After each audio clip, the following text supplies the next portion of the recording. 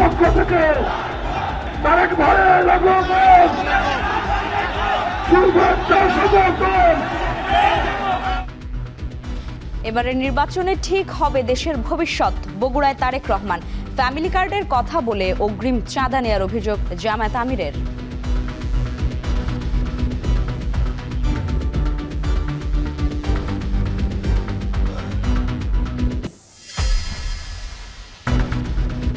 শহরের অলি থেকে গ্রামগঞ্জে তুঙ্গে নির্বাচনী প্রচারণা, ভোটারদের মন জয় নানা প্রতিশ্রুতি প্রার্থীদের, মাঠ দখলে অভিযোগ পাল্টা অভিযোগ।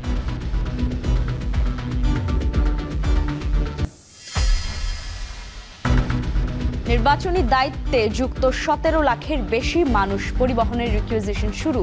খরচের বিষয় নিশ্চিত না হলে দায়িত্ব ডিসি অফিসের, বলছে কমিশন।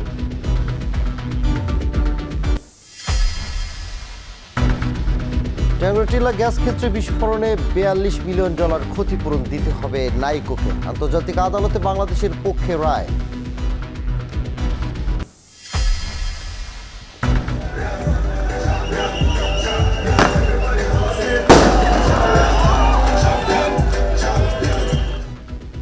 এবং ছাদ খোলা বাসে বরণ করা হলো সাফ ফুটসাল জয়ী নারী ফুটবলারদের। হাতির ঝিলে বর্ণাঢ্য সংবর্ধনা।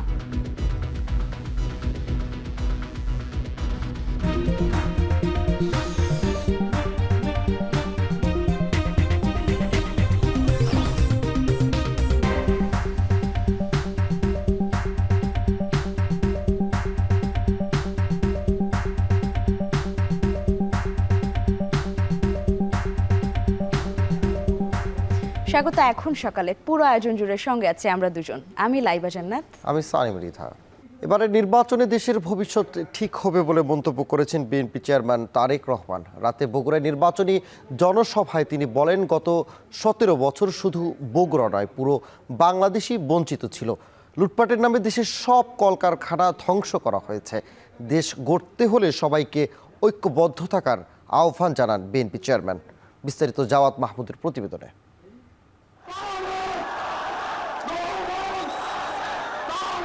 সন্তানের ঘরে ফেরার অপেক্ষা ফুরালো প্রায় বছর 20 পর। রাজনৈতিক নিপীড়নের দরুন দেশান্তরী হয়ে যে জীবন বেছে নিতে হয়েছিল তারেক রহমানের, সেই জীবনেও ছিল মা ও মাটির ডাক। এবং তারেক রহমান সেই ডাক শুনলেন বৃহস্পতিবার রাতে বগুড়া শহরের আলতাফুন্নেসা মাঠে। পরমাত্মীয়কে বরণ করতে ভোর থেকেই অপেক্ষা ছিল বগুড়াবাসীর। এ অপেক্ষা শুধু নিজেদের সন্তানের জন্যই ছিল না, ত্রয়োদশ সংসদ নির্বাচনে বিএনপি মনোনীত প্রার্থী তারেক রহমানের জন্যও অপেক্ষা ছিল বগুড়া 6 আসনের নেতাকর্মীদের। রাত 11:15টায় তারেক রহমান মঞ্চে প্রবেশ করতেই আবেগ আর আনন্দের মিশ্রণ তৈরি হয় পুরো মাঠ জুড়ে। পিতৃভূমির সে মমতা ছুঁয়ে যায় তারেক রহমানকেও। বক্তব্যেও তাই নিজেকে পরিচয় করিয়ে দেন সন্তান হিসেবে। এলাকার ছেলে দাবি করে বগুড়া 6 আসনে নিজের জন্য ভোটও চাইলেন তিনি। বগুড়াই শুধু বঞ্চিত ছিল না গত 15 বছর ধরে। গত 15 বছর বগুড়া তো বঞ্চিত ছিলই, বলা যায় সমগ্র বাংলাদেশে সত্যিকার ভাবে বঞ্চিত ছিল। এই নির্বাচনকে নিশ্চিত করবে আগামী দিনে এই দেশের মানুষের জবাবদিহিতার মূলক সরকার তৈরি হবে কি হবে না। সেই জন্যই আজকে বগুড়াবাসীর কাছে আমার আহ্বান থাকবে, অনুরোধ থাকবে যে এই নির্বাচনটির ব্যাপারে আমাদেরকে অত্যন্ত সিরিয়াস থাকতে হবে। কারণ এই নির্বাচন আমাদেরকে দিক নির্দেশনা দেবে যে আগামী দিনে দেশ কোন দিকে পরিচালিত হবে। দেশকে গড়তে হলে আমাদের সকলকে ঐক্যবদ্ধ থাকতে হবে এবং ঐক্যবদ্ধভাবে আমাদেরকে কাজ করতে হবে। আমরা কাজ না করলে আমাদের দেশকে আমরা গড়ে তুলতে পারবো না। পুরো বক্তব্য জুড়েই ছিল বগুড়ার স্মৃতিচারণ। সরকার গঠন করতে পারলে বগুড়াকে সিটি কর্পোরেশন ঘোষণা, জেলায় বিশ্ববিদ্যালয় প্রতিষ্ঠা সহ অন্যান্য ন্যায্য দাবি গুরুত্ব দিয়ে বিবেচনা করার প্রতিশ্রুতি দেন তারেক রহমান। এই দুর্নীতিকে নিয়ন্ত্রণ করতে হবে এবং দুর্নীতিকে নিয়ন্ত্রণ করার মাধ্যমে আমাদেরকে দেশকে সামনের দিকে এগিয়ে নিয়ে যেতে হবে। কাজেই প্রিয় ভাই বোনেরা, আগামী দিনে আল্লাহ চাইতে আমরা সরকার গঠন করলে শুধু নিজের এলাকার কথা চিন্তা করলে চলবে না। সমগ্র বগুড়াবাসীকে নিজের জেলার সাথে সমগ্র দেশের কথা চিন্তা করতে হবে। এর আগে বাদ মাগরিব নওগাঁর এটিএম মাঠে নির্বাচনী জনসভায় যোগ দেন তারেক রহমান। নওগাঁর ভাগ্য উন্নয়নের প্রতিশ্রুতি দেওয়ার পাশাপাশি প্রত্যাশিত বাংলাদেশ গড়তে ঐক্যবদ্ধ থাকার আহ্বান জানান তিনি। আপনাদেরকে চোখ কান করে রাখতে হবে যাতে ষড়যন্ত্র করে আপনাদের ভোট এদিক ওদিক না করে, ব্যালট বাক্স পাহারা দিতে হবে। এ সময় একটি পক্ষ বিগত 17 বছর রাজপথে না থেকে গোপনে আতাত করে চলছিল বলে অভিযোগ করেন তারেক রহমান। আমাদেরকে এই দেশেই থাকতে হবে, এটাই আমাদের শুরু, এখানেই আমাদের শেষ, কাজে এই দেশেই আমাদেরকে থাকতে হবে। একটা তো পালিয়ে গিয়েছে দেশ থেকে, একটা তো পালিয়ে গেছে, কিন্তু আরেকটা পক্ষ আছে যারা এই দুই পক্ষ আবার আগে থেকে একসাথেই ছিল। জাওয়াদ মাহমুদ, এখন বগুড়া।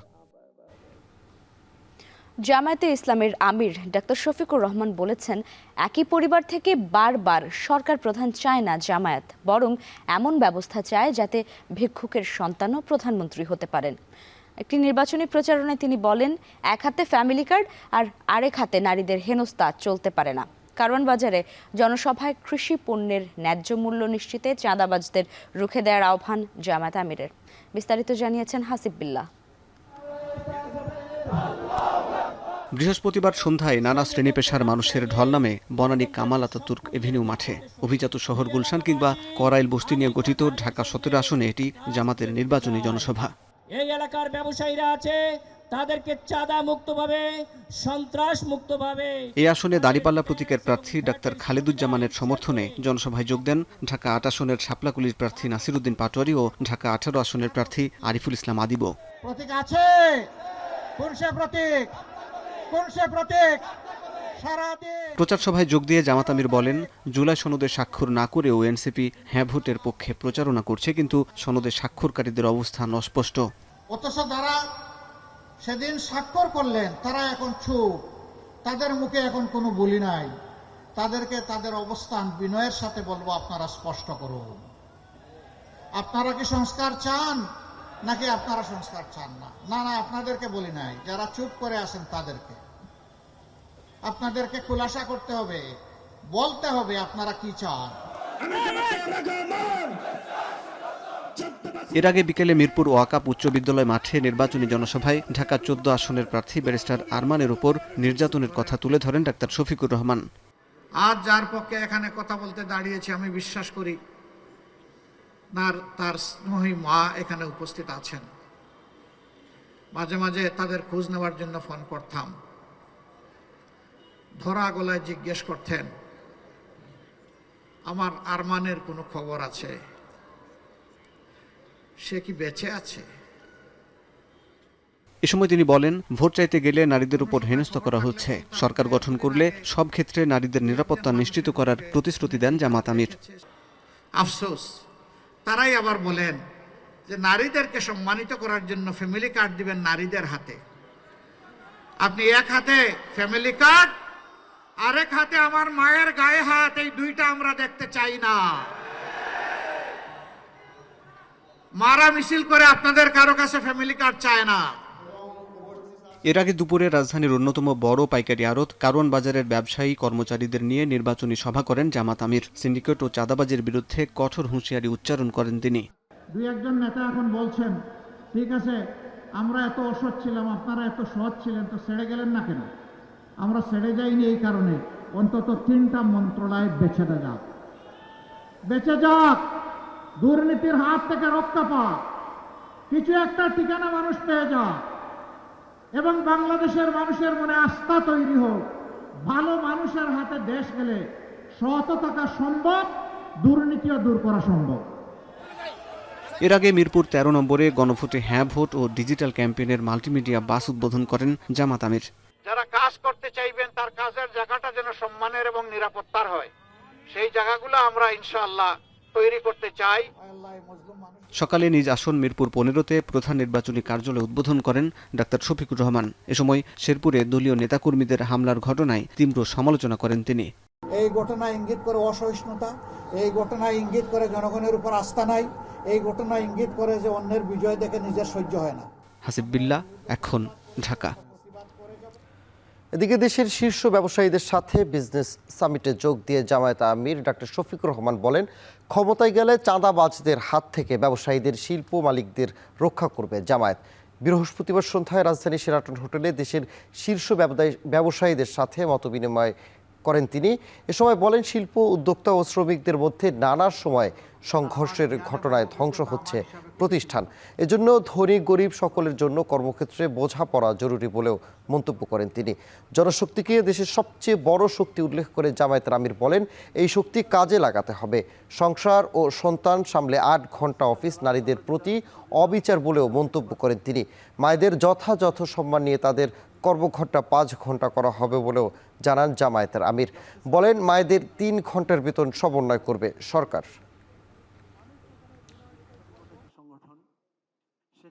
মায়েদের প্রতি রেসপেক্ট শো করার জন্য আমরা তাদের কর্মঘণ্টা 8 থেকে 3 বাদ দিয়ে 5-এ রাখবো, 5 ঘন্টায়। তারা গর্ভে সন্তান ধারণ করবেন, 2 থেকে 2.5 বছর দুধ খাওয়াবেন, আবার আপনার আমার মতো 8 ঘন্টা সমান তাহলে তারা পেশাগত দায়িত্ব পালন করবেন। Is it justice? It's never justice. চাঁদাবাজ, চাঁদা দিয়ে তো শান্তি নাই, রাতের ঘুম যে হারাম করে দেয় ফোন করে করে আপনাদের। আমাদের অঙ্গীকার, আমরা মাথা থেকে সাহায্য করা শুরু করব। আমরা বলবো না যে শুদ্ধি অভিযান, সাহায্য করা শুরু করব। আমরা সবাইকে সাহায্য করতে চাই। এবার নির্বাচনে দায়িত্ব পালন করবেন 17 লাখের বেশি মানুষ, যার মধ্যে আইনশৃঙ্খলা বাহিনীর সদস্যই থাকবে 9 লাখের বেশি। নির্বাচনে দায়িত্ব পালনকারীদের পরিবহনে ইতোমধ্যেই রিকুইজিশন দেওয়া হচ্ছে গাড়ি। তবে তাদের পরিবহনে কত খরচ হবে সে বিষয়ে এখনও নিশ্চিত নয় নির্বাচন কমিশন। কাজী ফখরুলের ক্যামেরায় আরিফ হোসেনের প্রতিবেদন। না 30-40 বছর ধরে খাটতেছি, অন্তত রিকুইজিশন করতে টাকা পাইনি। মানে কয় পরে আইনি, তো পরে আমরা এই 500 টাকা আবার 2 দিন কামাই দিতে আমার 800-1000 টাকা করেও পাইতাম, আমার সংসারটা চলে যেত। এই 6 দিন তো পুরোটাই আমার পয়সা খাইতে হইবে।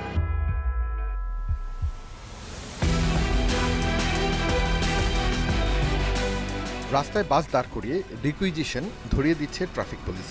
আসতে হবে 7 তারিখ। খরচ বলতে শুধু তেল আর ড্রাইভার হেল্পারের খাবার খরচ। নির্বাচনী দায়িত্ব পালন করতে হবে 13 ফেব্রুয়ারি পর্যন্ত।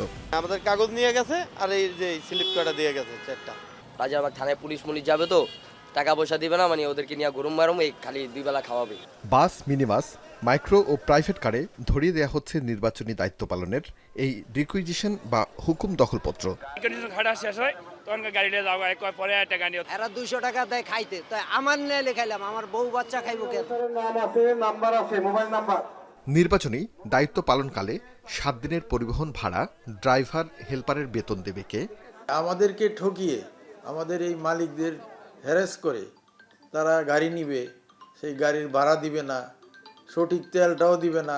একটা ড্রাইভারকে 700 টাকা দিলে 3 জন লোক কিভাবে 700 টাকায় তার খোরাকি হবে? 12 ফেব্রুয়ারির এই নির্বাচনে 13 কোটি ভোটারের জন্য প্রায় 43,000 ভোট কেন্দ্রে 17 লাখের বেশি ভোটসঙ্গী পৌঁছে দিতে ও আইনশৃঙ্খলা নিয়ন্ত্রণে কাজ করবে এসব পরিবহন। হিসেব বলছে, ত্রয়োদশ জাতীয় সংসদ নির্বাচনে 17,28,275 জন মানুষ ভোট গ্রহণ ও নিরাপদ করতে কাজ করবে। ভোট কেন্দ্র রয়েছে প্রায় 43,000। যদি বাসে করে এই মানুষদের গন্তব্যে পৌঁছে দেওয়া হয়, তাহলে সবার জন্য দরকার পড়বে 43,206টি 40 সিটের বাস। বাসের হিসেব খাটবে না স্ট্রাইকিং ফোর্সের জন্য। নির্বাহী ম্যাজিস্ট্রেট, যৌথ বাহিনী, র্যাব, বিজিবি ও ব্যাটালিয়ন আনসারের জন্য সরকারি গাড়ির পাশাপাশি প্রয়োজন পড়বে বাস, মাইক্রোবাস ও প্রাইভেট কার। অবশ্য আইনশৃঙ্খলা বাহিনীর 9,43,225 জন সদস্যের এই খাতে নির্বাচনী বরাদ্দ রাখা হয়েছে 1500 কোটি টাকা। আইনশৃঙ্খলা নিয়ন্ত্রণে 5,55,958 জন আনসার বিডিপির সদস্য দায়িত্ব পালন করবেন। এছাড়া পুলিশের থাকবে 1.5 লাখ সদস্য। যেগুলো আমাদের নিজস্ব গাড়ি, সেগুলো আমরা সর্বোচ্চ সংখ্যক মোতায়েন করব নির্বাচনে এই সদস্যদের পরিবহনের জন্য। এর পাশাপাশি কিছু গাড়ি জেলা প্রশাসনের সমন্বয়ে রিকুইজিশন করা হবে। নির্বাচনের সময় যেটা হয়, একটা বাজেট বরাদ্দ হয়। এখন সেই বাজেট বরাদ্দের আলোকেই গাড়ি ভাড়া করার জন্য যে বরাদ্দটা থাকে, ওই গাড়ি হয়তো বা ক্যাটার করে তারপর সেক্ষেত্রে সেটা ব্যবহার করা হবে। ভোট কেন্দ্রের নিরাপত্তা ও স্ট্রাইকিং ফোর্স দ্রুত ঘটনাস্থলে যেতে পরিবহন গুরুত্বপূর্ণ ভূমিকা পালন করে। যদিও নির্বাচন কমিশন বলছে, পরিবহনের দায়িত্ব ডিসি অফিসের উপর। এটা ডেটা আমার কাছে নাই, এটা রিটার্নিং অফিসাররা স্থানীয়ভাবে এটা করছেন। আইনশৃঙ্খলা খাতে বরাদ্দের 1500 কোটি টাকা নির্বাচনী ব্যয়ের একটি বড় অংশ খরচ হবে যাতায়াতে। তবে সেই টাকা গাড়ির মালিক পর্যন্ত পৌঁছাবে কিনা, সেটাই এখন বড় প্রশ্ন। আরিফ হোসেন, এখন, ঢাকা। নির্বাচনের তারিখ যতই এগিয়ে আসছে, রাজধানীতে ততই জমে উঠছে প্রার্থীদের প্রচারণা। গণসংযোগ, পথসভা নিয়ে ভোটারদের দুয়ারে দুয়ারে যাচ্ছেন প্রার্থীরা। উন্নয়ন আর সুশাসনের প্রতিশ্রুতি দিয়ে কাছে টানার চেষ্টা করছেন ভোটারদের। তবে ভোটের মাঠে পাল্টাপাল্টি অভিযোগও করছেন কেউ কেউ। বিস্তারিত প্রতিবেদনে। নির্বাচনী প্রচারণার অষ্টম দিনে ঢাকার বিভিন্ন আসনে ব্যস্ত সময় পার করেন দলীয় ও স্বতন্ত্র প্রার্থীরা। এ সময় ভোটারদের দুয়ারে গিয়ে নানা প্রতিশ্রুতি দেন তারা। এদিন ঢাকা 11 আসনের বিএনপি প্রার্থী গ্যাস সংকট দূরসহ সন্ত্রাস, চাঁদাবাজি নিরসনের প্রতিশ্রুতি দেন। এছাড়া নির্বাচিত হলে কর্মসংস্থানও বাড়ানোর আশ্বাস দেন তিনি। গ্যাস নেই, মানুষ খুবই সাফার করছে, এটা আমরা অ্যাড্রেস করবো। আর মাদক, সন্ত্রাস, চাঁদা মুক্ত একটা ঢাকা 11 আসন আমি বানাবো। কিভাবে বানাবো এটা মানুষের কাছে আমি এক্সপ্লেন করেছি। সোসাইটি বেস, আমি সিসিটিভি লাগাবো, গেট লাগাবো, নাইট গার্ড রাখবো। এদিকে ঢাকা 10 আসনে প্রচারণায় ব্যস্ত সময় কাটান 11 দলীয় ঐক্যের জামায়াত প্রার্থী অ্যাডভোকেট জসিমউদ্দিন সরকার। এ সময় আইন শৃঙ্খলা পরিস্থিতি উন্নয়নে সরকারকে উদ্যোগ নেয়ার আহ্বান জানান তিনি। আমরা আশা করি মাত্র কয়েকটা দিন আছে বাকি নির্বাচন কমিশন তাদের একটা পবিত্র দায়িত্ব হিসাবে এবং ইন্টারিম গভর্নমেন্ট অতি দ্রুতভাবে এসব ক্ষেত্রে অ্যাড্রেস করবেন এবং যাতে মানুষ নিশ্চিন্তে নির্ভয়ে চলাফেরা করতে পারে, মত প্রকাশ করতে পারে, কারো পক্ষে অবলম্বন করতে পারে, বিপক্ষেও যেতে পারে, এটা যেন আশ্বস্ত হয় মানুষ। ঢাকা 8 আসনে নির্বাচনী মতবিনিময় সভায় অংশ নিয়ে বিএনপি প্রার্থী মির্জা আব্বাস অভিযোগ করেন নির্বাচন নিয়ে ইঞ্জিনিয়ারিং এর ষড়যন্ত্র হচ্ছে, এমনকি বিএনপিকে নিয়ে দেশ ও বিদেশে মিথ্যাচার করছে বলেও অভিযোগ তার। যে যত কথাই বলুক, আমি স্পষ্ট বুঝতে পারছি যে নির্বাচনে ইঞ্জিনিয়ারিং করার জন্য একটা পরিকল্পনা হচ্ছে। আর এখন ওরা বলছে নির্বাচন গণনার ফলাফল 2-3 দিন লাগতে পারে। এটা আমরা কোনো পরিস্থিতিতে মেনে নেব না। এটা হলো কারচুপি করার প্রথম একটা লক্ষণ আমার মনে হচ্ছে। কারণ এই সরকারের কিংবা এই সরকারের মধ্যে কিছু কিছু লোক আছে যারা এখনো আওয়ামী লীগের কাজ করে, যারা ঘাপটি মেরে বসে আছে। এদিকে বুধবার ঢাকা 4 আসনে জামায়াত সমর্থিত নারী কর্মীদের উপর হামলার প্রতিবাদে সকালে বিক্ষোভ মিছিল করেছে দলটির নারী সমর্থকরা। হামলায় জড়িতদের দ্রুত আইনের আওতায় আনারও দাবি জানান তারা। এছাড়া ঢাকা 19 আসনে সাফার, আশুলিয়াতে প্রচারে ব্যস্ত সময় কাটান বিভিন্ন দলের প্রার্থীরা। এ সময় ভোটারদের নানা প্রতিশ্রুতি দেন তারা। সানিম মৃধা, এখন, ঢাকা।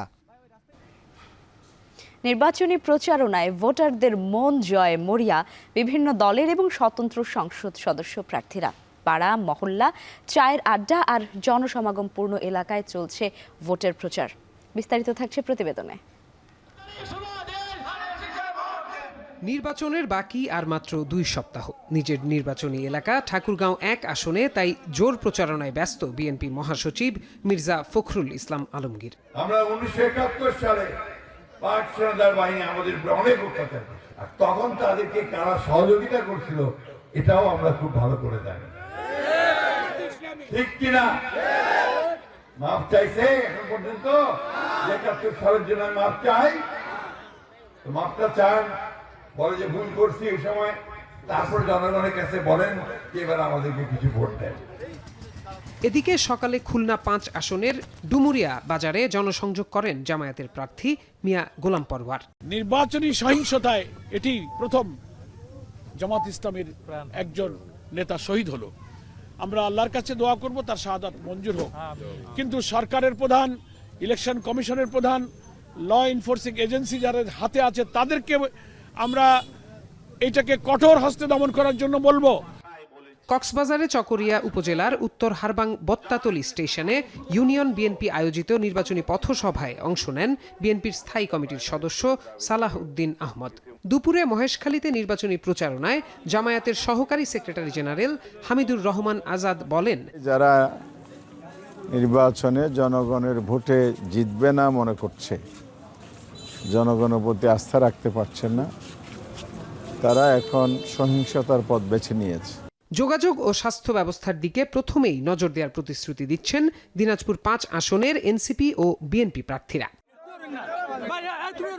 শ্রীমঙ্গলে এনসিপি প্রার্থী প্রীতম দাসের নির্বাচনী পদযাত্রা ও পথসভায় অংশ নেন দলটির আহ্বায়ক নাহিদ ইসলাম। বলেন, একটি দল তারা নির্বিচারে সারা দেশে মামলা দিয়েছে এবং ফ্যাসিস্টদের নাম করে মামলা দিয়েছে এবং এই মামলা বাণিজ্য করেছে। এবং যখন ভোটের সময় আসছে তখন তারা বলতেছে ভোট দিলে ধানের শেষে ভোট দিলে মামলা উইথড্র করা হবে। ভোলায় 4টি আসনের প্রার্থীদের অংশগ্রহণে অনুষ্ঠিত হয়েছে জাতীয় সংলাপ। প্রার্থীরা এ সময় নদী ভাঙন, প্রাকৃতিক দুর্যোগ সহ নানা বিষয়ে নিজেদের পরিকল্পনার কথা তুলে ধরেন। এছাড়াও সাভার, বরগুনা, কুষ্টিয়া সহ অন্যান্য জেলাতেও দিনভর প্রচারণা চালান প্রার্থীরা। প্রত্যয় দাস, এখন। শেরপুরে বিএনপি ও জামায়াত কর্মীদের সংঘর্ষে নিহত উপজেলা জামায়াতের সেক্রেটারি মাওলানা রেজাউল করিমের দাফন সম্পন্ন হয়েছে। বৃহস্পতিবার রাত 8টায় দ্বিতীয় জানাজা শেষে পারিবারিক কবরস্থানে তাকে দাফন করা হয়। এদিকে সংঘর্ষে আহত আরও 3 জামায়াতি নেতা বর্তমানে ময়মনসিংহ মেডিকেল কলেজ হাসপাতালে চিকিৎসাধীন রয়েছেন। তারা শঙ্কামুক্ত বলে জানিয়েছে হাসপাতাল কর্তৃপক্ষ। হারুনুর রশিদের প্রতিবেদনে বিস্তারিত। ময়মনসিংহ মেডিকেলে ময়নাতদন্ত শেষে জামাত নেতা মাওলানা রেজাউল করিমের মরদেহ বৃহস্পতিবার বিকেলে শেরপুরের শ্রীবর্দী হাসপাতাল মোড়ে নিয়ে আসা হলে কান্নায় ভেঙে পড়েন স্বজন ও জামাত শিবিরের নেতাকর্মীরা। পরে বিক্ষোভ মিছিল করে কফিনবাহী অ্যাম্বুলেন্স শ্রীবর্দী সরকারি কলেজ মাঠে নেওয়া হয়। আইনশৃঙ্খলা বাহিনীর কড়া নিরাপত্তায় সেখানে বিকাল 5টায় প্রথম জানাজা অনুষ্ঠিত হয়। ওনার 2টা ভাই আছে, ওনার স্ত্রী আছে এবং 2টা সন্তান আছে, ছোট ছোট নাবালক সন্তান। এই সন্তান 2টার ভবিষ্যৎ কে নেবে? প্রশাসনের অনীহা এবং এদের উস্কানিতে আমাদের এই ঘটনা ঘটছে। পরে মরদেহ নেওয়া হয় উপজেলার গোপালখিলা গ্রামের নিজ বাড়িতে। রাত 8:30টার দিকে দ্বিতীয় জানাজা শেষে তাকে পারিবারিক কবরস্থানে দাফন করা হয়। জানাজায় অংশ নেন জামাতের কেন্দ্রীয় ও জেলা নেতৃবৃন্দ সহ সর্বস্তরের মানুষ। স্থানীয় প্রশাসনের পক্ষপাতমূলক আচরণের কারণেই এ ঘটনা ঘটে বলে অভিযোগ জামাত নেতাদের। প্রশাসন কার্যকরী পদক্ষেপ নিচ্ছে না, এদেরকে ধরতেছে না, আইনের আওতায় নিয়ে আসতে পারতেছে না, যার ফলে এদের এই সমস্ত সন্ত্রাসী কর্মকাণ্ডে আরও তারা উৎসাহিত হচ্ছে। সহকারী রিটার্নিং অফিসার এবং উপজেলা নির্বাহী অফিসার মহোদয়, উনি আমার দৃষ্টিভঙ্গিতে উনি ইচ্ছাকৃতভাবে এই ঘটনাটা ঘটানোর সুযোগ সৃষ্টি করে দিয়েছেন। এ ঘটনায় এখনও মামলা হয়নি, কোনো গ্রেপ্তারও নেই। তবে ভিডিও ফুটেজ বিশ্লেষণ করে জড়িতদের শনাক্ত করার কাজ চলছে বলে জানান শেরপুরের পুলিশ সুপার। ফুটেজ বিশ্লেষণ করছি এবং অন্যান্য তথ্য প্রমাণের ভিত্তিতে আমরা ইনভেস্টিগেশনের পর্যায়ে আছে, যে কোনো টাইমে মামলা রুজু হবে। গত বুধবার শেরপুরের ঝিনাইগাতিতে নির্বাচনী ইশতেহার ঘোষণার সরকারি অনুষ্ঠানে চেয়ারে বসাকে কেন্দ্র করে বিএনপি ও জামাত কর্মীদের সংঘর্ষে শ্রীবর্দী উপজেলা জামাতের সেক্রেটারি রেজাউল করিম নিহত হন। হারুনুর রশিদ, এখন, ময়মনসিংহ। সুনামগঞ্জ 2 আসনের জামায়াত প্রার্থী শিশির মনিরের নির্বাচনী প্রচারের গাড়ি ভাঙচুরের প্রতিবাদে বিক্ষোভ মিছিল ও প্রতিবাদ সমাবেশ অনুষ্ঠিত হয়েছে। বৃহস্পতিবার রাতে দিরাই পৌর পয়েন্ট থেকে বিক্ষোভ মিছিলটি বের হয়ে শহরের গুরুত্বপূর্ণ সড়ক প্রদক্ষিণ করে। পরে প্রতিবাদ সমাবেশ হয়। এ সময় শিশির মনিরের নির্বাচনী গাড়ি বহরে ভাঙচুরের নিন্দা জানান নেতারা। জড়িতদের দ্রুত খুঁজে বের করে গ্রেপ্তারের দাবিও জানান তারা। বৃহস্পতিবার রাতে সুনামগঞ্জ 2 আসনের জামায়াত প্রার্থী শিশির মনিরের নির্বাচনী প্রচারের গাড়ি ভাঙচুর করে দুর্বৃত্তরা।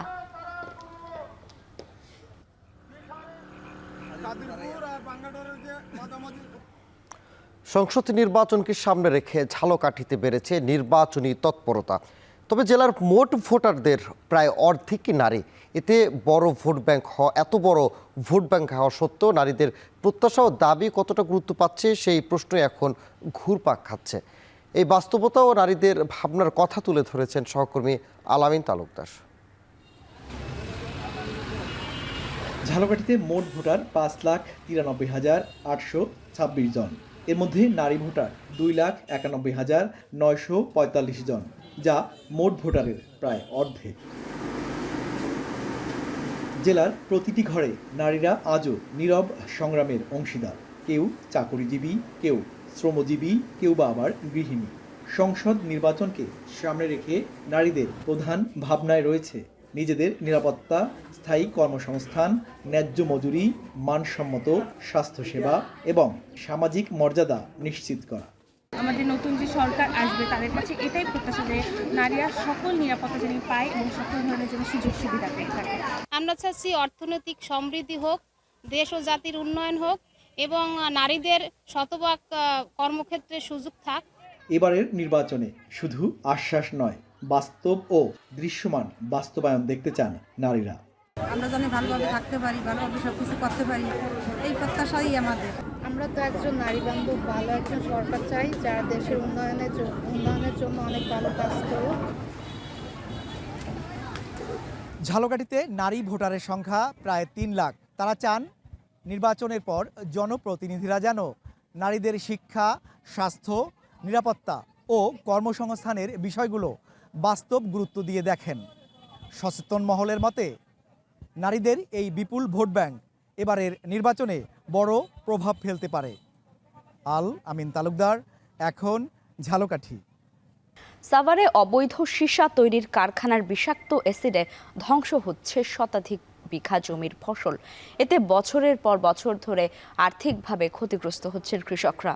অভিযোগ থাকলেও কোনো এক রহস্যজনক কারণে বন্ধ হচ্ছে না কারখানাটি। হুমায়ুন কবিরের প্রতিবেদনে বিস্তারিত। সাভারের তেঁতুলঝরা ইউনিয়নের ঝাউচর গ্রাম কৃষিজমির একেবারে পাশেই গড়ে উঠেছে অবৈধ সীসা তৈরির কারখানা। দিন দিন কারখানা থেকে ছড়িয়ে পড়ছে বিষাক্ত অ্যাসিড ও গ্যাস।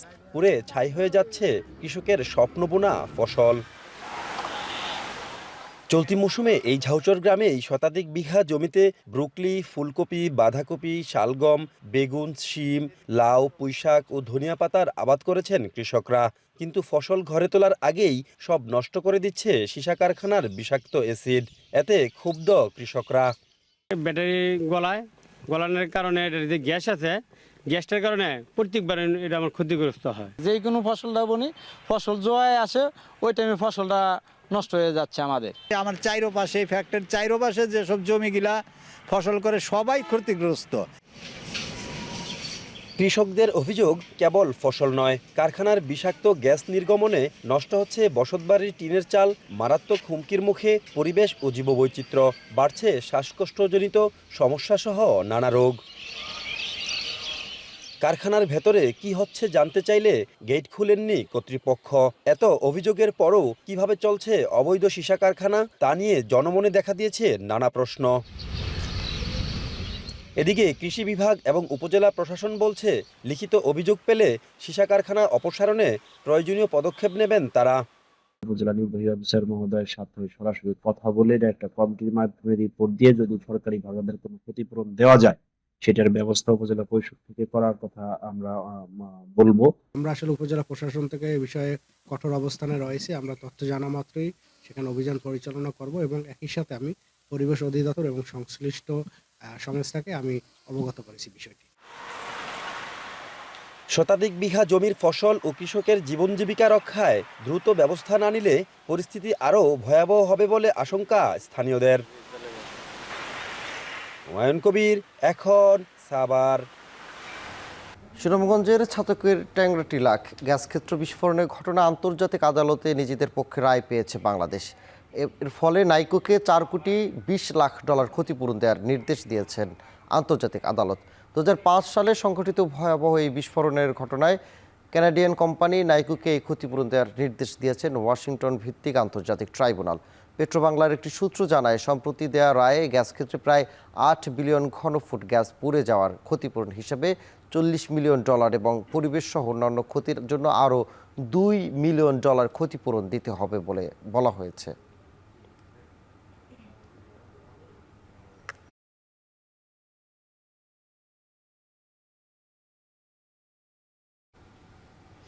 চট্টগ্রাম বন্দরের নিউ মুরিং টার্মিনাল পরিচালনায় বিদেশি কোম্পানির সাথে অন্তর্বর্তী সরকারের চুক্তি বৈধ বলে রায় দিয়েছেন হাইকোর্ট। বৃহস্পতিবার বিচারপতি জাফর আহমেদের একক হাইকোর্ট বেঞ্চ এই রায় ঘোষণা করেন। এদিকে রায় স্থগিত চেয়ে চেম্বার আদালতে আবেদন করেছেন রিটকারী পক্ষ। তবে হাইকোর্টের রায় স্থগিত করেনি চেম্বার আদালত। রিটকারী পক্ষকে পূর্ণাঙ্গ আপিলের জন্য বলা হয়েছে। প্রতিবাদে আগামী শনি ও রোববার বন্দরে কর্মবিরতির ডাক দিয়েছে শ্রমিক কর্মচারী ঐক্য পরিষদ।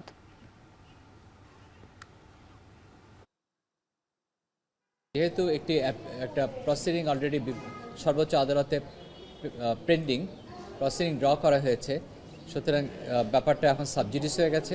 সুতরাং এই সাবজুডিস ম্যাটারের উপরে দেশের এত বড় একটা বিষয় সরকার এই ব্যাপারে অগ্রসর হবে না বলেই আমরা মনে করি। চিটং পোর্টটা বিদেশের হাতে তুলে দিলে এটা বাংলাদেশের সিকিউরিটির কনসার্ন হয়ে দাঁড়াবে। সরবরাহ বাড়ায় কুষ্টিয়ার বাজারে কমেছে সব ধরনের সবজির দাম, কেজিতে 10 থেকে 20 টাকা কমেছে দাম।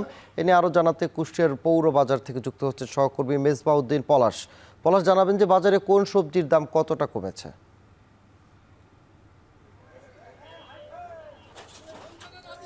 দেখছেন আমার পেছনের যে মানুষের উপস্থিতি, আজকে সাপ্তাহিক ছুটির দিন, আজকে শুক্রবার।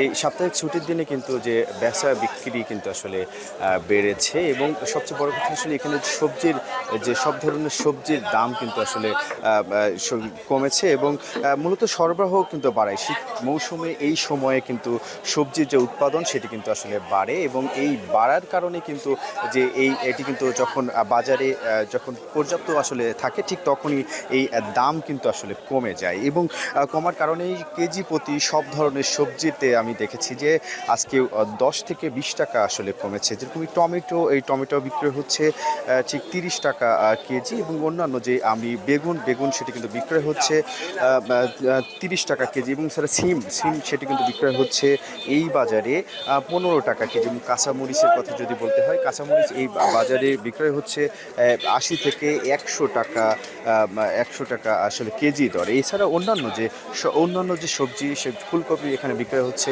সেখানে 30 টাকা। পেঁয়াজের দাম যেটি বিষয়, এখানে নতুন যে পেঁয়াজটি সেটি কিন্তু বিক্রয় হচ্ছে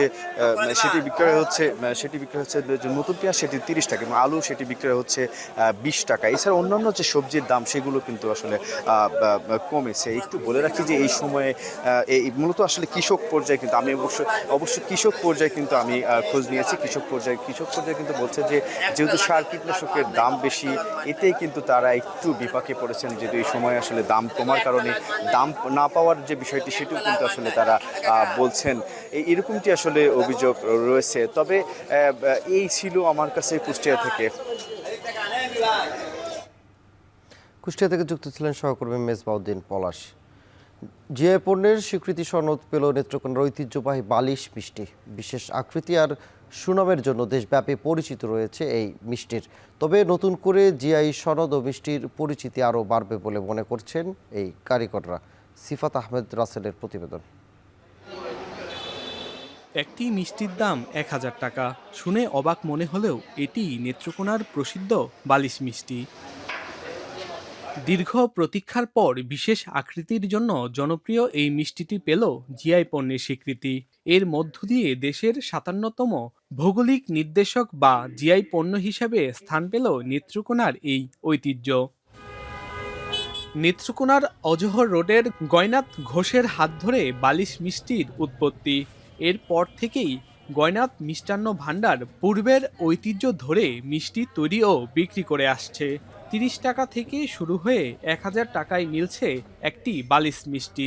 আমরা নিজেরাও খাই, আমাদের পরিবারের লোকজনদের জন্য নেই। নেত্রকোনার ঐতিহ্যবাহী গয়নাথের মিষ্টান্ন ভাণ্ডার, এটা আসলে সারা বাংলাদেশে এখন নেত্রকোনার এক নামে চিনে। আমরা আজকে দেখেন দেখা যাচ্ছি, কিন্তু এখান থেকে বালিশ মিষ্টি আসলে বিক্রি এবং এটা মজাদার বলে এখান থেকে নিয়ে যাচ্ছি কষ্ট করে। এদিকে জিআই পণ্যের স্বীকৃতি সনদ প্রাপ্তিতে আনন্দিত জেলাবাসী। তবে ঐতিহ্যের পাশাপাশি গুণগত মান ধরে রাখার দাবি স্থানীয়দের। বালিশ মিষ্টি সকলেই তৈরি করে, অনেক দোকানে তৈরি করে এখন, কিন্তু মানটা যাতে ঠিক থাকে। অনেকদিন যাবত এই আলোচনায় ছিল স্বীকৃতি পাওয়ায় খুবই আনন্দিত এবং উৎফুল্ল আমরা। আমরা তো উৎফুল্ল, নেত্রকোনাবাসী উৎফুল্ল। নেত্রকোনা জেলা প্রশাসক বলছেন, ঐতিহ্যবাহী এই মিষ্টির গুণগত মান বজায় রাখতে মনিটরিং করা হবে। এছাড়াও আরও পণ্যের তালিকাভুক্ত করার জন্য উদ্যোগ নেওয়া হচ্ছে। গত ডিসেম্বর মাসে আমরা এটা আমাদের স্বীকৃতি দেওয়া হয়েছে এবং আমরা এটার সনদ লাভ করেছি। তো এর দুইটা দিক আছে, একটা হচ্ছে যে ঐতিহ্যগত একটা দিক, এটার একটা স্বীকৃতি আমাদের জন্য, নেত্রকোনাবাসীর জন্য, আমাদের সবার জন্য আনন্দের। একই সাথে এর একটা বিজনেস বিষয়ও আছে। বালিশ মিষ্টি ছাড়াও নেত্রকোনার দুর্গাপুরের সাদামাটির পাহাড় জিআই পণ্যের স্বীকৃতি সনদ পায়। রিফাত আহমেদ রাসেল, এখন নেত্রকোনা। জানাবো আন্তর্জাতিক প্রসঙ্গ। চীনের বিরুদ্ধে গুপ্তচর বৃত্তি ও মানবাধিকার লঙ্ঘনের অভিযোগ থাকলেও ব্রিটিশ অর্থনীতিকে শক্তিশালী করতে বেইজিংয়ের সঙ্গে বাণিজ্য সম্পর্কে আগ্রহী লন্ডন। বিশ্লেষকদের মতে যুক্তরাষ্ট্রের অব্যাহত শুল্ক চাপের মুখে বাণিজ্যের নতুন অংশীদার খুঁজছে স্টারমার প্রশাসন। বৃহস্পতিবার কৌশলগত সম্পর্ক উন্নয়নে চীনের সঙ্গে 10টি চুক্তি স্বাক্ষর করেন যুক্তরাজ্যের প্রধানমন্ত্রী কিয়ার স্টারমার। আরও জানাচ্ছেন অর্ণব প্রসাদ। কানাডার পর চীনের সঙ্গে কৌশলগত বাণিজ্য সম্পর্ক জোরদারে বাড়তি মনোনিবেশ ব্রিটেনের। বুধবার চীনের প্রধানমন্ত্রী লি কিয়াংয়ের আমন্ত্রণে 4 দিনের রাষ্ট্রীয় সফরে বেইজিংয়ের মাটিতে পা রাখেন যুক্তরাজ্যের প্রধানমন্ত্রী কিয়ার স্টারমার। 8 বছরের মধ্যে এটি কোনো ব্রিটিশ প্রধানমন্ত্রীর প্রথম বেইজিং সফর। বৃহস্পতিবার সফরসূচির অংশ হিসেবে চীনের প্রেসিডেন্ট শি জিনপিং এর সঙ্গে বৈঠকে বসেন স্টারমার। আলোচনা শেষে নিজেদের মধ্যে কৌশলগত সম্পর্ক বাড়ানোর প্রতি গুরুত্ব আরোপ করেন দুই নেতা। স্বাক্ষর হয় 10 চুক্তি। এর মধ্যে চীনে ব্রিটিশ নাগরিকদের ভিসা ছাড়া 30 দিনের ভ্রমণের সুযোগ। তবে নতুন করে বেইজিং ও লন্ডনের বাণিজ্য সম্পর্ক জোরদারের উদ্যোগ নিয়ে তৈরি হয়েছে ধোঁয়াশা। কেননা দীর্ঘদিন ধরে চীনা নাগরিকদের বিরুদ্ধে গুপ্তচর বৃত্তির অভিযোগ তুলে আসছিল ব্রিটেন। সম্প্রতি এটি নিয়ে উদ্বেগ প্রকাশ করেন যুক্তরাজ্যের M15 গোয়েন্দা সংস্থার প্রধান। জানান চাইনিজরা প্রতিনিয়ত ব্রিটেনের নিরাপত্তার জন্য হুমকি হচ্ছে। তবুও লন্ডনে বেইজিংয়ের মেগা দূতাবাস খোলার সিদ্ধান্তকে স্বাগত জানিয়েছে স্টারমার প্রশাসন। বিশেষজ্ঞদের অভিমত, এত কিছুর পরও নিজেদের অর্থনীতিকে চাঙ্গা করতে চীনের সঙ্গে সম্পর্ক উন্নয়নে আগ্রহী যুক্তরাজ্য। কেননা 2016 সালে ইউরোপীয় ইউনিয়ন থেকে বেরিয়ে আসার পর হিমশিম খাচ্ছে দেশটির অর্থনীতি। যুক্তরাষ্ট্রের ন্যাশনাল ব্যুরো অব ইকোনমিক রিসার্চের প্রতিবেদন অনুযায়ী ইইউ থেকে বেরিয়ে আসার ফলে যুক্তরাজ্যের জিডিপি গত বছরে 6-এর নিচে নেমেছে। এছাড়া সংস্থাটির অনুমান বিনিয়োগ কমেছে 12 থেকে 18% এবং কর্মসংস্থান হ্রাস পেয়েছে 3 থেকে 4%। তবে চীনের সঙ্গে স্বাক্ষরিত নতুন চুক্তিতে আশার আলো দেখছেন বিশ্লেষকরা। China's producing incredibly important technology in pharma, life sciences, oncology. So this kind of investment hopefully is not just about putting money into another power and getting money out of it, but also getting access to intellectual. পাশাপাশি চীনের প্রতি যুক্তরাজ্যের বাড়তি মনোযোগের আরেকটি কারণ ট্রাম্পের শুল্ক নীতি। ন্যাটোর অন্যতম মিত্র হওয়া সত্ত্বেও দেশটির ওপর অতিরিক্ত শুল্ক আরোপের হুমকি অব্যাহত রেখেছে ওয়াশিংটন। কিছুদিন আগেও গ্রিনল্যান্ড ইস্যুতে ব্রিটেনের ওপর 10% সম্পূরক শুল্ক বসায় ট্রাম্প প্রশাসন। যদিও ন্যাটো প্রধানের সঙ্গে সমঝোতার ভিত্তিতে সিদ্ধান্তটি থেকে সরে আসে মার্কিন প্রেসিডেন্ট। ভূরাজনীতির ক্রমবর্ধমান জটিলতায় চীন যুক্তরাজ্যের সম্পর্ক জোরদারের উদ্যোগকে স্বাগত জানিয়েছে আন্তর্জাতিক বিশ্লেষকরাও। European countries are now in a geopolitical quandary because the United States is not predictable and not being particularly friendly, and that's changed everything. So they have to not pivot, I think that's too strong, but they definitely have to diversify and they have to look at other opportunities. They, after all, should have some kind of strategic autonomy. স্টারমারের Beijing সফরে দুই দেশের সম্ভাব্য নিরাপত্তা নিশ্চয়তার বিষয়টিও বিশেষভাবে গুরুত্ব পাচ্ছে। ইংলিশ চ্যানেল ব্যবহার করে যুক্তরাজ্যে পাচার হওয়া মাদক কারবারিদের ধরতে একত্রে কাজ করবে চীন ও ব্রিটেন। অর্ণব প্রসাদ, এখন বিশ্ব। পরিবেশগত বিপর্যয় ও জনস্বাস্থ্যের ঝুঁকি বিবেচনায় নাইজেরিয়ার লাগোজের একটি ভাসমান সম্প্রদায়ের ঘর বাড়ি গুঁড়িয়ে দিয়েছে স্থানীয় প্রশাসন। বাসিন্দাদের অভিযোগ, কোনো ধরনের পুনর্বাসন পরিকল্পনায় ছাড়াই উচ্ছেদ করা হয়েছে তাদের। ঘরবাড়ি হারিয়ে খোলা আকাশের নিচে এখন মানবেতর দিন কাটাচ্ছে সম্প্রদায়টির কয়েক হাজার মানুষ। বিস্তারিত প্রতিবেদনে। পুরোপুরি ভস্মীভূত লাগোসের জলাধারের ওপর নির্মিত ভাসমান বাড়িগুলো। ছাইচাপা আগুন থেকে এখনো বেরিয়ে আসছে কালো ধোঁয়া। দেখে মনে হবে বৈদ্যুতিক শর্ট সার্কিট কিংবা ভয়াবহ অগ্নিকাণ্ডের শিকার নাইজেরিয়ার লাগোসের ভাসমান সম্প্রদায়। তবে বাস্তবতা হলো পরিবেশগত বিপর্যয় ও জনস্বাস্থ্যের ঝুঁকি বিবেচনায় এগুলোকে গুঁড়িয়ে দিয়েছে স্থানীয় প্রশাসন। ঘরবাড়ি হারিয়ে খোলা আকাশের নিচে মানবেতর দিন কাটাচ্ছে সন্তান ও পরিবার নিয়ে ভাসমান সম্প্রদায়টির কয়েক হাজার বাসিন্দা। চোখের সামনে ধ্বংসলীলার নীরব সাক্ষী মানুষগুলোর কপালে চিন্তার ভাঁজ, অনিশ্চিত আগামী ঘিরে।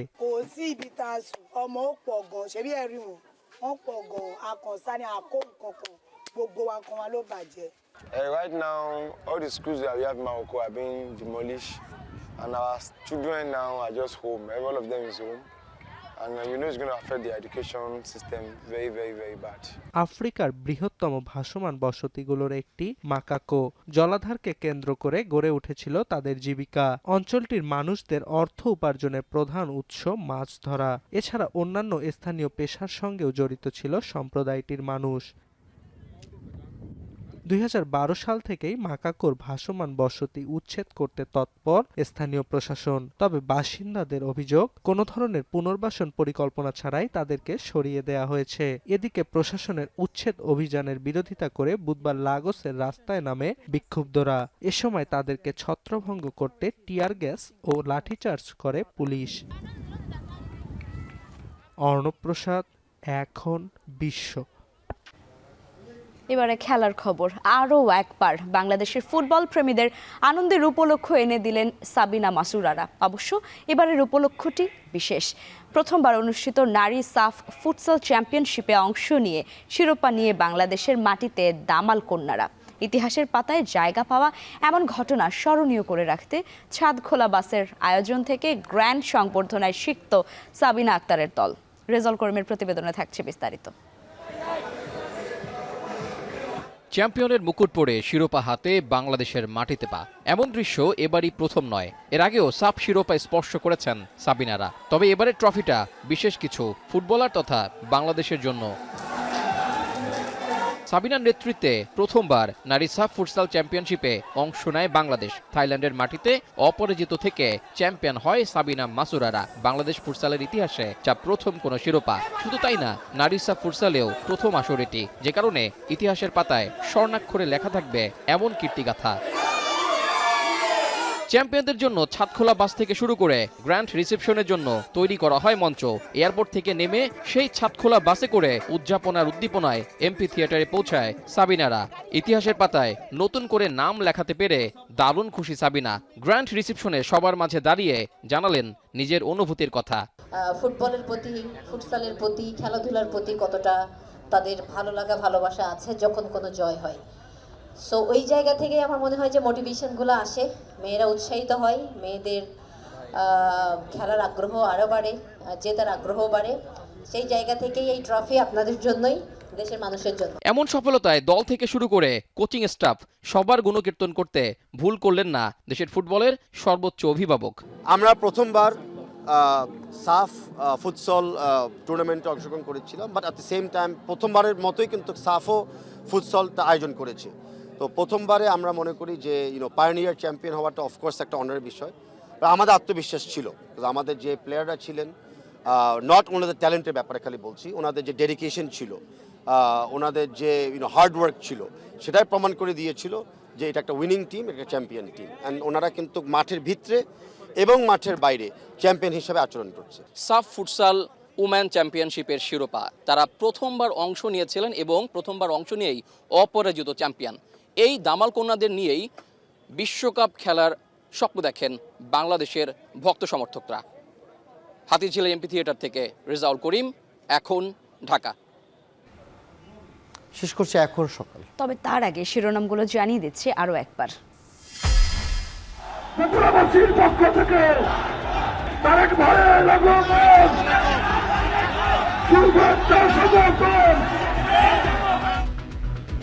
এবারের নির্বাচনে ঠিক হবে দেশের ভবিষ্যৎ, বগুড়ায় তারেক রহমান। ফ্যামিলি কার্ডের কথা বলে অগ্রিম চাঁদা নেওয়ার অভিযোগ জামাত আমিরের।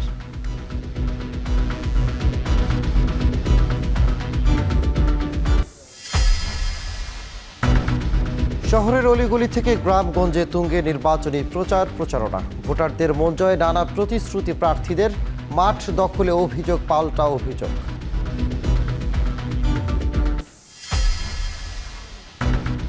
নির্বাচনী দায়িত্বে যুক্ত 17 লাখের বেশি মানুষ পরিবহনের রিকুইজিশন শুরু। খরচের বিষয় নিশ্চিত না হলে দায়িত্ব ডিসি অফিসের, বলছে কমিশন।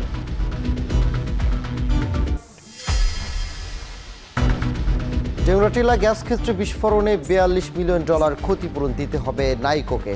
আন্তর্জাতিক আদালতে বাংলাদেশের পক্ষে রায়।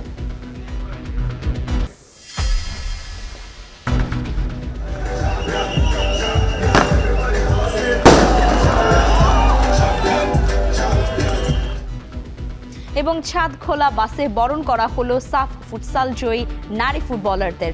রাজধানীর হাতিরঝিলে বর্ণাঢ্য সংবর্ধনা।